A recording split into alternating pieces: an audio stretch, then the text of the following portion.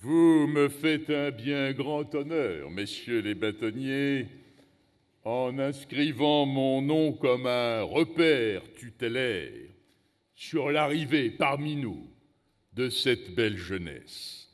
La simple bienséance, mais aussi l'amitié, me conduisent à vous en remercier, même si, en vous disant ma gratitude, je ressens comme une sorte de réticence liée à la pensée que la transfiguration d'un individu en icône résonne souvent comme le glas d'une existence et que le rappel des faits d'armes ponctue habituellement les oraisons du dernier hommage.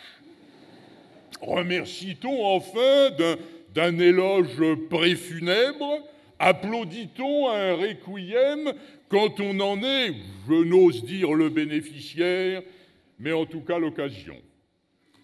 À la vérité, je vis ce questionnement avec un sourire, car si les années ont passé, mon enthousiasme reste entier et j'ai du mal à croire à l'hypothèse d'une fin. C'est d'ailleurs au prix de cette croyance insensée à un soi éternel qu'on peut consacrer sa vie à une tâche unique, la défense, sans avoir le sentiment d'avoir raté des perspectives plus séduisantes. Folie, pensera-t-on peut-être, mais nous avons et vous aurez, mes chers quasi-confrères, le privilège insigne, au-delà de l'exercice d'un métier, d'épouser un état et d'en connaître chaque jour le poids et le bonheur. Le parrainage dont on m'honore ne saurait à mes yeux se limiter à une convention formelle et au mieux, vous jugerez, décorative. Je ne pourrais bien sûr m'installer au chevet professionnel de chacun d'entre vous. Le nombre ne tue pas l'affection, mais il en rend la manifestation plus rare et plus malaisée. Ce doit d'ailleurs être la raison de la disparition de la polygamie. Je tâcherai néanmoins de répondre à vos appels et de trouver une solution à vos questionnements. Mais la gestion des flux est imposée par le réalisme et je vous demande de me réserver, si je puis dire, aux questions les plus graves. Cependant, lorsque l'on doute à un moment de ses choix, de ses aptitudes, voire de soi-même, il faut pouvoir confier sous le sceau du secret ce vacillement existentiel à un vieux sage. Je n'ai pas, Dieu merci car la tâche serait bien lourde, de vérité absolue à transmettre, mais il est quelques recettes de vie qui apparaissent à l'homme quand il n'en a plus besoin, et j'aurai plaisir et joie à vous les transmettre. Vous allez être avocat. Qu'est-ce que cela veut dire? À s'en tenir aux apparences, ce métier du droit a plusieurs facettes et d'aucuns soutiennent qu'entre une mission de conseil et une action de défense, il y a deux mondes qui ne se rejoindront jamais. C'est à la fois vrai et faux. Car dans les deux cas, l'avocat est la voix de celui qui ne sait pas et qui demande assistance, avec, il est vrai, un état d'ignorance dont le degré diffère, et une détresse ou une inquiétude dont l'intensité n'est pas la même.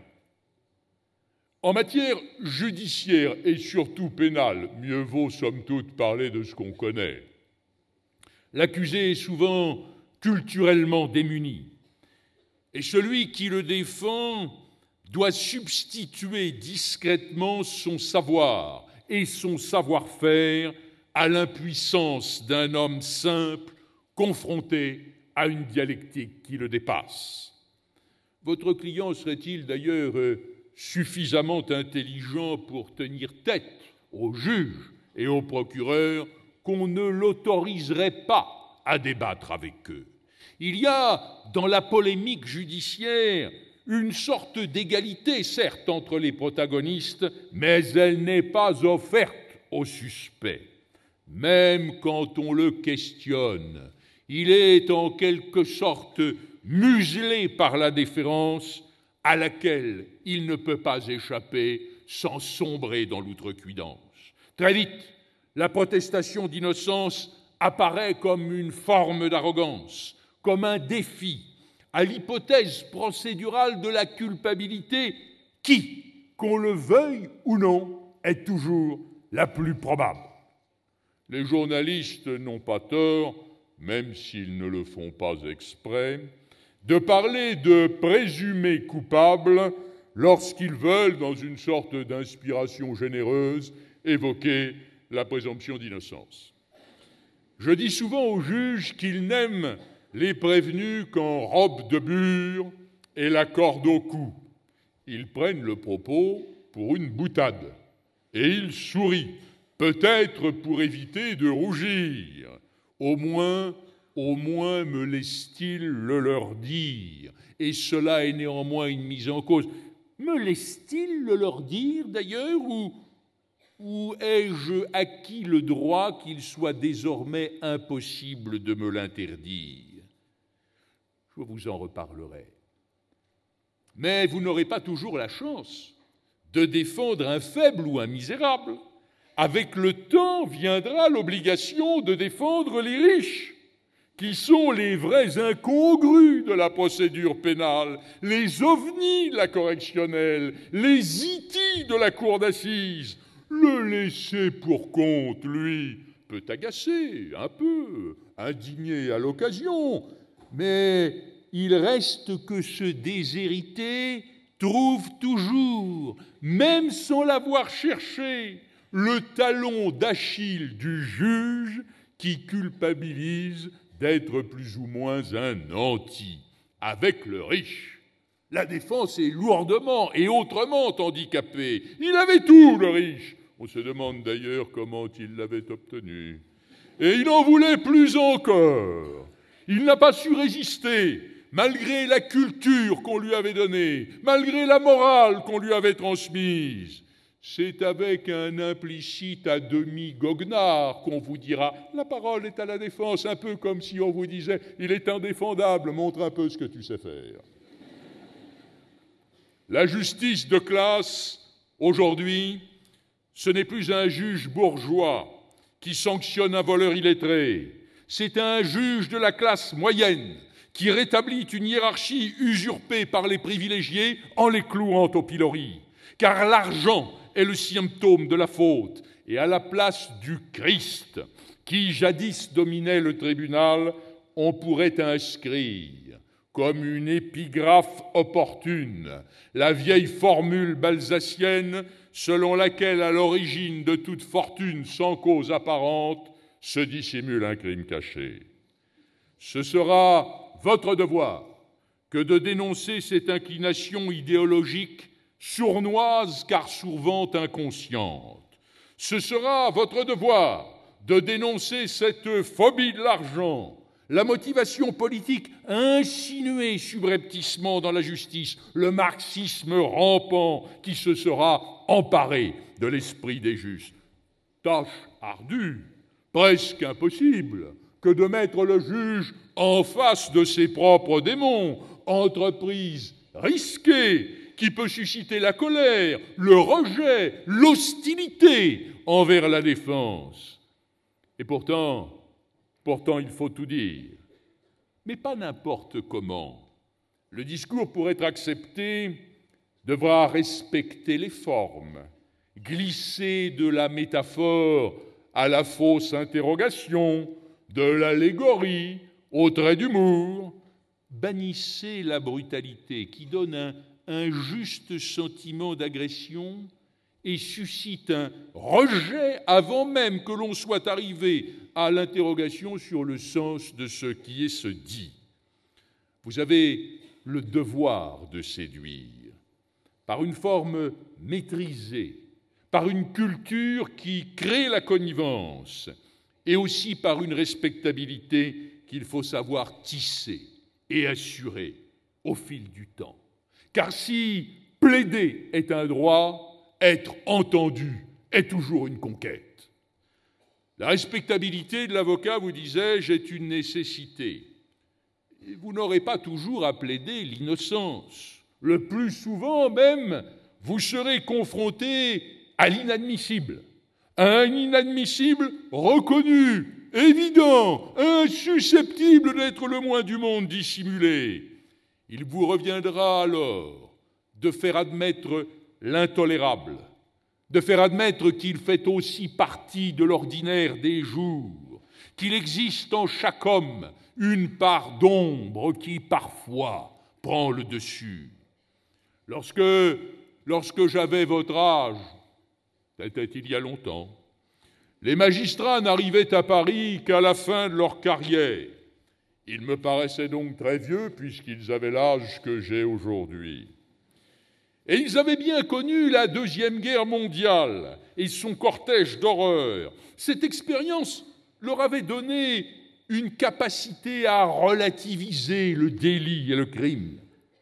À l'époque, je ne sais pas si vous connaîtrez l'identique, après les permanences à ce qu'on appelait les flagrants délits devenus les comparutions immédiates, il n'était pas rare qu'on allât dîner avec le président. Et là, les choses se décontractaient un peu, on évoquait les dossiers de l'après-midi, et je me souviens d'un vieux président me disant « J'ai dû tuer pas mal de civils quand j'étais dans la RAF et qu'on bombardait l'Allemagne. Alors, l'histoire de cet après-midi avec ces deux ivrognes, même si l'un d'eux a fini à l'hôpital, vous pensez bien que ça me paraît pas si tragique que ça. » Les choses ont bien changé. Les magistrats d'aujourd'hui, plus jeunes d'ailleurs, se sont rarement compromis avec la vulgarité du quotidien ou avec la tragédie de l'histoire. Ils ont le regard fixé sur un monde idéal dont ils tirent le modèle de ce qui doit être ou de ce qui aurait dû être. Je ne dis pas qu'ils ont tort, mais toute faute, tout désordre, toute dérogation s'apparente désormais à une forme de scandale. Et j'ai vu, en quelques décennies, pour des faits identiques, les peines être à peu près multipliées par 2. Il va falloir pourtant continuer de défendre les assassins et les violeurs, les escrocs et autres auteurs d'abus de biens sociaux. Le moins que l'on puisse dire, mes chers amis, c'est que vous allez nager à contre-courant. Pour bénéficier d'un peu d'attention, pour ne pas être l'alibi d'une condamnation acquise d'avance, vous devrez acquérir l'autorité qui est celle de celui qu'on écoute et dont parfois on suit les sollicitations. L'âge, ne vous faites aucun souci, ne fait rien à l'affaire. Et la jeunesse n'est en rien un obstacle à la crédibilité. L'autorité morale, elle, est en revanche impérative. Elle fait admettre un discours que le juge n'avait pas nécessairement envie d'entendre. Elle fait exister une explication, celle de l'homme auquel il n'était plus permis jusqu'alors que le silence, le repentir et les yeux baissés. Sur quoi fondera-t-on la légitimité d'une défense de celui qu'on regarde avec réprobation au mieux, avec dégoût parfois, si ce n'est sur le respect qu'on a pour l'avocat qui plaide et qui parle en son nom? Le juge doit voir dans l'avocat un alter ego. Il doit entendre dans son discours celui qu'il aurait lui-même tenu si les rôles avaient été différents. Convaincre, c'est aller chercher l'auditoire là où il est, même s'il est fort loin de soi. Convaincre, c'est amener cet auditoire doucement, tout doucement parfois, à faire sienne une pensée bien contraire à son inclination première. Cette évolution miraculeuse n'est possible que si celui qui parle est admis, respecté, considéré, estimé, perçu comme porteur d'une vérité qu'il faut savoir entendre. Sans doute, un peu de talent et beaucoup de travail ne nuit pas à l'entreprise. Mais il y a une rectitude morale qui constitue le pilier des choses, et cette rectitude morale, elle a, dans notre métier, un mot, c'est la déontologie. Songez à cette haute finalité quand vous étudierez dans les mois qui viennent les principes essentiels qui nous gouvernent. Pris isolément, ces vieux principes sembleraient pouvoir être désuets, surannés, relevant de postures appartenant à des siècles révolus. Il n'en est rien. Ils sont la condition de notre efficacité et de notre existence dans le débat.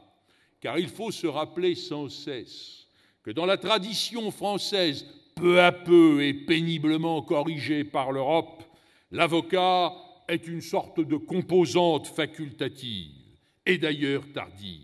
Il doit, tout au long de sa vie, dossier après dossier, craindre qu'on lui donne la parole sans véritablement l'entendre. Il faut avoir obtenu d'être écouté, c'est là notre premier devoir. Mais je ne vous ai pas encore dit l'essentiel. Et je me demande même si, jusqu'à présent, je ne vous ai pas entretenu de propos mineurs et secondaires, à tout le moins accessoires. Bien sûr, le travail incessant est inévitable. Je n'ai jamais plaidé un dossier sans me dire que 2 ou 3 jours de plus m'auraient enfin permis d'être à la hauteur de la tâche. Et j'ai vécu pour cette raison tous les renvois que le hasard de la vie judiciaire m'a apportés comme une victoire, ou à tout le moins comme un profond soulagement. Bien sûr, le respect des principes est fondamental, mais je crains que ces exhortations, somme toute bien traditionnelles, ne vous incitent au conformisme, qu'elles ne vous enferment dans ce confort douillet du bon élève qui croit que tout lui est dû parce qu'il a fait tout ce qu'on lui demandait. Il faut, comme le disait Malraux, savoir allier des valeurs de permanence à des valeurs de métamorphose. Et pour ce faire, pour y parvenir, l'avocat a besoin d'une capacité de révolte. Il faut savoir toutefois domestiquer cette pulsion qui porte certains à une forme d'indignation permanente à la limite du ridicule puisqu'ils plaident l'affaire Dreyfus tous les matins. Mais même si elle est vaine et parfois contre-productive, cette révolte permanente vaut mieux que l'apathie, vaut mieux que la tristesse, vaut mieux que la résignation. Celui qui se soumet trop vite parce que dire non lui fait peur, ou parce que dire non lui paraît fatigant, n'est pas digne d'être avocat. Car défendre, c'est combattre. Combattre pour celui dont vous êtes le dernier recours, le dernier appui, le dernier espoir. Combattre pour que ne soient pas écrasés comme indésirables ceux que le hasard a jetés dans le gouffre de trajectoires infernales ou perdus sur les voies de la grandeur tragique. Pour remplir ce contrat-là, il faut de l'audace, de l'imagination et la capacité de voir le monde autrement. Il faut aussi savoir et admettre qu'on sera montré du doigt, moqué, tenu pour original et peut-être même pour fou. Certains, le croirez-vous, pensent encore que le vice bâtonnat, à l'apparition duquel j'ai quelques responsabilités, constitue une erreur tragique plaçant le barreau en état de péril. Et pour peu, je l'ai aussi douloureusement expérimenté, qu'on initie une question prioritaire de constitutionnalité. Ébranlant, c'est son rôle, l'habitude et la toute-puissance de la jurisprudence. Contestant la loi, on s'entend dire que l'on n'est pas sérieux, parce que c'est là le seul moyen de faire obstacle à la nouveauté et d'éviter qu'une haute juridiction ne donne raison à l'égaré qui conteste la loi. Mais est-il raisonnable de croire avoir raison contre tous, ou à tout le moins contre l'ordre établi? Vous recevrez à ce sujet des conseils de modération et de prudence. Vous recevrez aussi des rappels à la modestie. Oh, la modestie, mes amis! Méfiez-vous-en comme de la peste, même s'il faut bien dire que dans la profession existe une sorte d'étonnante immunité des avocats à l'encontre de ce danger pathologique. Mais la modestie à laquelle on vous rappellera n'est finalement pas autre chose qu'une préférence pour la médiocrité, parce que la médiocrité n'a jamais le souffle de bousculer le statu quo. Et s'il y a une inévitable et évidente arrogance dans la certitude d'avoir raison, cette démarche orgueilleuse vaut la peine d'être vécue. La défaite, la vraie, l'irrémédiable, l'échec dont on ne se console pas, n'est pas dans la tiédeur des soutiens qu'on reçoit ou qu'on ne reçoit pas, n'est pas dans le refus ou le rejet de l'autorité qu'on sollicite. La déroute, elle est dans l'abstention, dans cette idée que je n'aurais jamais osé proposer au monde, dans cette réforme qui me paraissait une évidence et que j'ai gardie au fond de moi enfouie parce que j'ai vu dans les regards de quelques imbéciles une réprobation et une préférence pour l'immobilité qu'ils confondaient avec la vertu. Sachez braver ces sinistres tenants du conformisme, assumez les audaces de votre intelligence, même si certains y voient quelque chose comme une mauvaise manière. Le respect, certes, parfois une attitude louable, mais il ne faut pas en faire un dogme. L'immobilisme, ce n'est pas autre chose qu'une forme sournoise et édulcorée de la mort qui s'insinue dans la vie. Peut-on imaginer une carrière heureuse sans un parfum d'héroïsme qui lui donne sens et saveur? Peut-on être avocat, enfin, et surtout, mes amis, sans une envie de destin? Cette envie de destin, il faut la cultiver, il faut la nourrir de défis sans cesse renouvelés. C'est à cela que je vous exhorte. Allez, le monde s'offre à vous. En avant!